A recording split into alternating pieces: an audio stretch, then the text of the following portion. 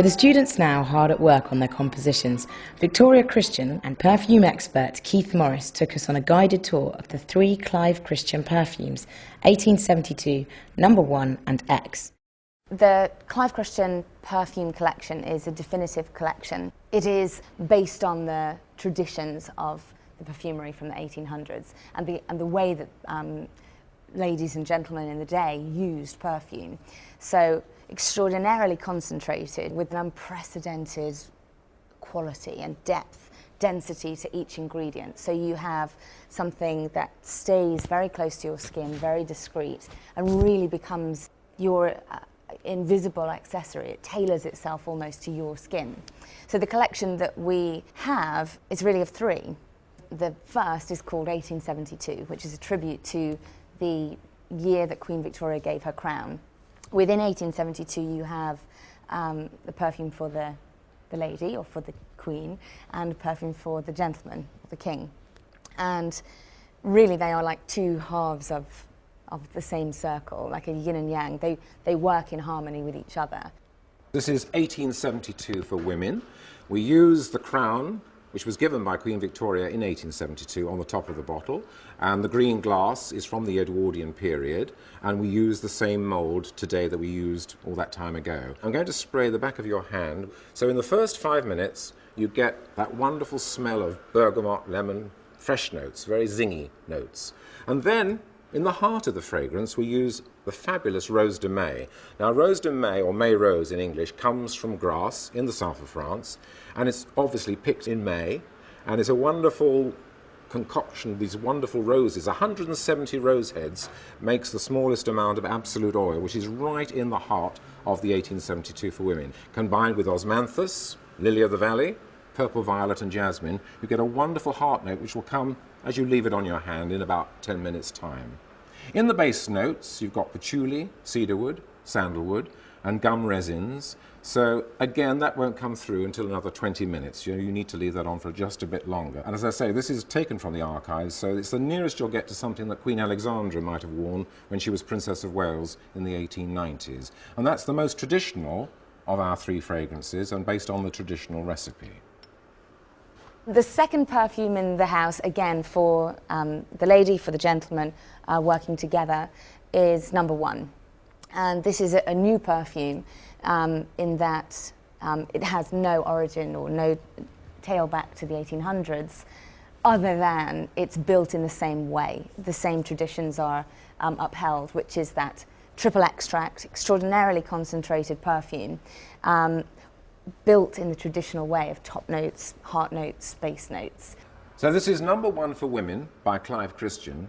This is now in the Guinness Book of Records. It went in last year, and because of the rarity and the scarcity of the ingredients, it's the world's most expensive perfume. That's not because of the packaging, although of course we use a diamond in the crystal bottle, and this is a gold bottle. Usually per year we only make 1,000 bottles of the women's and then 1,000 bottles of the men's. So we use the root of the Florentine iris in the heart of this fragrance, and the root is taken out of the ground, dried for 2 years, pickled for 3.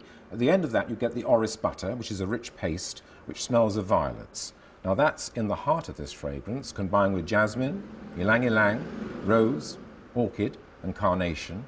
And then in the base notes of this we have cedarwood and sandalwood, tonka beans, benzoin balm, and another rare ingredient, Tahitian vanilla. The vanilla pod is fermented for about 9 months, and so we use that in the base note combined with the Florentine iris. And then on the top notes with the ladies we've got plum, white peach, mirabelle, nutmeg, cardamom. So it's a rare combination, and this makes this wonderful oriental fragrance. My sister got married a year and a half ago. It was their year anniversary, and I went to the Perfumery to buy a bottle of No. 1 for men and No. 1 for women for their first anniversary, and they were sold out.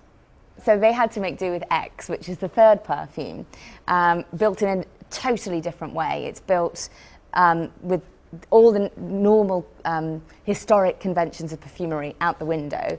So there's no top notes, heart notes, base notes. It's all about the heart notes, and the top notes and the base notes are kind of sprinkled in there so that they arrive and depart and arrive and depart, and you're never quite sure where you are with it. It's the equivalent of a femme fatale or a Casanova. I'm now going to spray you with the X for Women by Clive Christian. You've got in this 2 aphrodisiac flowers right in the heart of this perfume, which I'm sure you're going to love. You've got Egyptian jasmine in the heart of this, with Cara corunda mixed with rose and lily of the valley. Now, in the old days, Egyptian jasmine was mixed with sandalwood and made a wonderful fragrance, and this was drenched in Cleopatra's sails, and as she floated towards Mark Antony, the wind would billow out the sails, and the smell of the Egyptian jasmine and the sandalwood would come towards him. That's how he fell in love with Cleopatra. So just try some on your hand and see what you think.